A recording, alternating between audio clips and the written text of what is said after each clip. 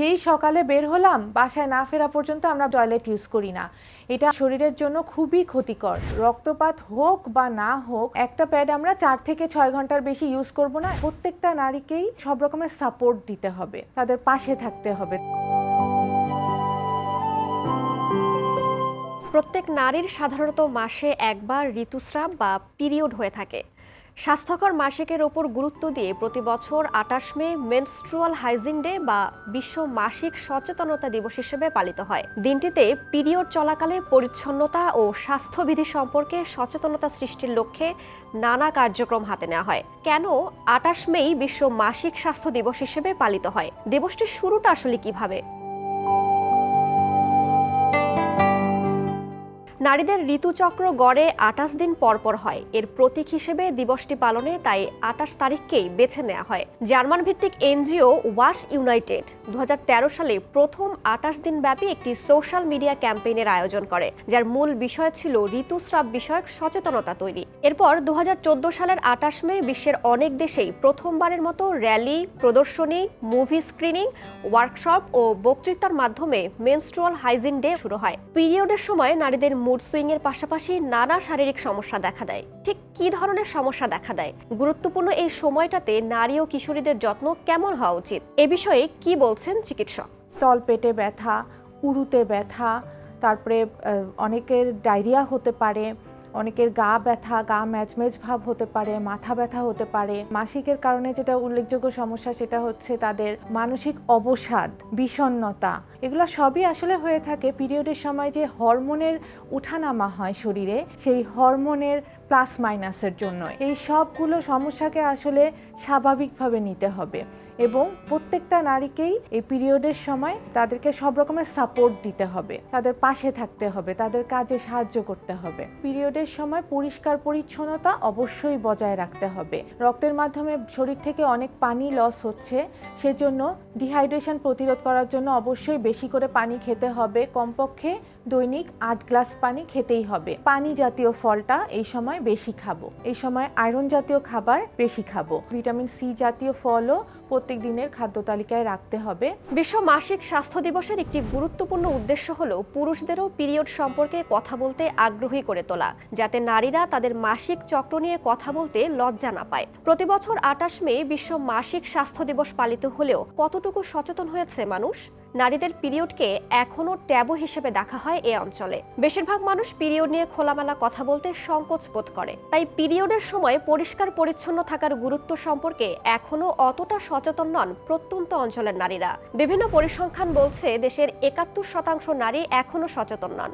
নারীদের মাসিক স্বাস্থ্য সুরক্ষায় দরিদ্রতাও বড় বাধা বলে মনে করেন বিশেষজ্ঞরা। বাংলাদেশের শহরগুলোতে নারীরা স্যানিটারি ন্যাপকিন, মেনস্ট্রুয়াল কাপ ব্যবহার করলেও দরিদ্র গ্রামীণ নারীদের ভরসা যেন অপরিচ্ছন্ন কাপড়ই। এর ফলে ইউরিন ইনফেকশন, জরায়ু মুখের ক্যান্সার সহ বিভিন্ন রোগে ভুগছেন বহু নারী। গবেষণা বলছে বছরে প্রায় 7,000 নারী জরায়ু মুখ ক্যান্সারে আক্রান্ত হয়ে মৃত্যুবরণ করেন।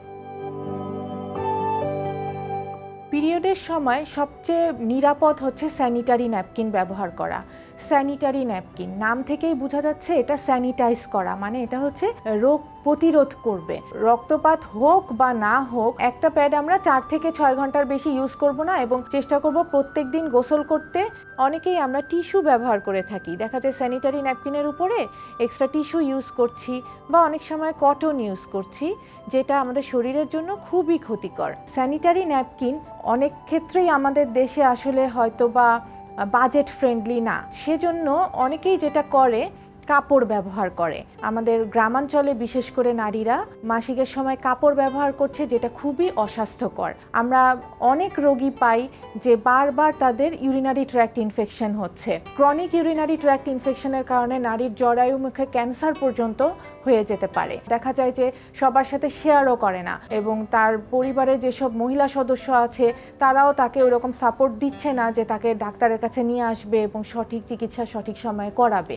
ভারত বাংলাদেশ বাংলাদেশের মতো দক্ষিণ এশিয়ার দেশগুলোতে প্রতি বছর নানা প্রাকৃতিক দুর্যোগ দেখা দেয়। এ সময় পিরিয়ড হলে নারী ও কিশোরীদের পড়তে হয় কঠিন চ্যালেঞ্জের মুখে। গণমাধ্যমে প্রাকৃতিক দুর্যোগে ক্ষয়ক্ষতি ও হতাহতের খবর ঢালাওভাবে প্রকাশ পেলেও আড়ালে থেকে যায় নারীদের পিরিয়ডকালীন চ্যালেঞ্জ ও ব্যবস্থাপনার মতো গুরুত্বপূর্ণ বিষয়টি। কঠিন এই সময়টাতে নানা স্বাস্থ্য ঝুঁকিতে পড়ে নারী ও কিশোরীরা। যখন আমরা ত্রাণ সামগ্রী বিতরণ করব, এই ত্রাণ সামগ্রীর মধ্যে একটা জরুরি উপাদান হিসেবে স্যানিটারি ন্যাপকিনটা কিন্তু আমরা প্রোভাইড করতে পারি। প্রাকৃতিক দুর্যোগের কারণে তারা স্যানিটারি ন্যাপকিন কিনতে যেতে পারছে না, সেক্ষেত্রে কাপড় ব্যবহার করবে। যেহেতু এটা একটা ইমার্জেন্সি, কাপড় ব্যবহার করলে অবশ্যই চেষ্টা করতে হবে 20 মিনিট ফুটন্ত পানিতে ফুটিয়ে নিয়ে ভালো করে রোদে শুকিয়ে নিতে হবে। আর যদি রোদ না পায় সেক্ষেত্রে কাপড় আয়রন করার যে ইস্ত্রি, সেটা দিয়েও ইস্ত্রি করে নিতে পারে, তাহলেও জীবাণু কিছুটা হলেও সংক্রমণ কম হবে। এবার একটু বাইরের দেশের চিত্র দেখা যাক। নারীদের জীবনে পিরিয়ডকে ইতিবাচক হিসেবে দেখা হলেও প্রাকৃতিক দুর্যোগ কবলিত ও যুদ্ধ বিধ্বস্ত দেশগুলোতে ঋতুস্রাব যেন নারীদের জন্য অভিশাপ। দখলদার ইসরায়েলি বাহিনীর বুলেট থেকে বাঁচতে কোলের শিশুকে নিয়ে গাজার নারীরা কখনো ছুটছেন উত্তরে, কখনো বা উত্তর থেকে দক্ষিণে। সঙ্গে প্রয়োজনীয় সামগ্রী নেওয়ার সময় বা অবস্থাটুকুও নেই। জীবন মৃত্যুর এই সন্ধিক্ষণে গাজার নারীদের জন্য মরার উপর খাড়ার ঘা যেন তাদের ঋতুস্রাব। জাতিসংঘের জনসংখ্যা তহবিল সংস্থা UNFPA বলছে, গাজায় বর্তমানে প্রায় 7 লাখের মতো নারী ও কিশোরী রয়েছে যাদের প্রতি মাসে ঋতুস্রাব হয়। এই বিপুল সংখ্যক মানুষ এখন পর্যাপ্ত পানি ও মাসিক স্বাস্থ্যবিধির প্রয়োজনীয় পণ্যের সুবিধা থেকে বঞ্চিত। যেখানে মাথা গোজার ঠাঁই আর দুবেলা খাবার জোটানোই কঠিন, সেখানে পিরিয়ডকালে নারী স্বাস্থ্য সুরক্ষা যেন বাড়তি চাওয়া। ঋতুস্রাব যাতে দেরিতে হয় সেজন্য বিভিন্ন ধরনের ট্যাবলেট গ্রহণের মতো কঠিন পদক্ষেপও নিচ্ছেন গাজার নারীরা। এতে করে ভবিষ্যতে তাদের শারীরিক জটিলতা দেখা দেওয়ার আশঙ্কার বিষয়ে কি বলছেন চিকিৎসক? পিরিয়ড পিছানোর জন্য বা বন্ধ রাখার জন্য সাধারণত যে সকল ওষুধ খেয়ে থাকে ডাক্তারের পরামর্শ ছাড়া, পরবর্তীতে তার বাচ্চা নেওয়ার ক্ষেত্রে বন্ধ্যাত্ব সৃষ্টি করতে পারে। আবার এই ওষুধ যদি অনেক দিন ধরে খায় তাহলে তার ডিপ ভেইন থ্রম্বোসিস বা আরও অনেক অসুখ আছে যেগুলো ডেভেলপ করতে পারে। আমাদের মেয়েদের মধ্যে একটা প্রবণতা আছে যে আমরা সেই সকালে বের হলাম, বাসায় না ফেরা পর্যন্ত আমরা বাইরের কোনো টয়লেট ইউজ করি না। এটা আমাদের শরীরের জন্য খুবই ক্ষতিকর। বিশেষ করে এই মাসিকের সময় যখন এমনিতেই আমাদের জরায়ুর মুখ খোলা থাকে এবং ব্যাকটেরিয়া সংক্রমণের প্রবণতাটা এই সময় অনেক বেশি থাকে, এই সময়টা তো বিশেষ করে অবশ্যই আমরা বাথরুম ব্যবহার থেকে পিছপা হব না। নারী ও কিশোরীদের স্বাস্থ্য সুরক্ষা নিশ্চিত করতে নিম্ন আয়ের এবং উন্নয়নশীল দেশগুলোর সরকারের নারীদের জন্য পিরিয়ড সামগ্রী বিনামূল্যে বিতরণ সহ দাম হাতের নাগালে নিয়ে আসার মতো প্রয়োজনীয় পদক্ষেপ গ্রহণ করার কথা বলছেন বিশেষজ্ঞরা।